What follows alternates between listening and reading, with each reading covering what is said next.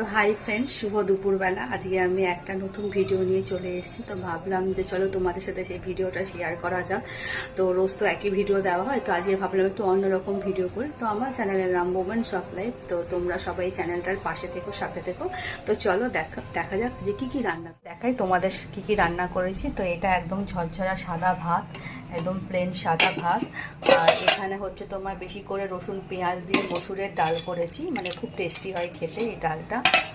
আর এখানে আছে তোমার আলু কুমড়ো আর পুঁই ডাঁটা চিংড়ি মাছ দিয়ে একটা সুন্দর মানে ছ্যাঁচড়া টাইপের করেছি, যে যেটা বলে পাঁচমিশালি তরকারি বা ছ্যাঁচড়া যেটা বলে। আর এখানে করেছি পটল ভাজা।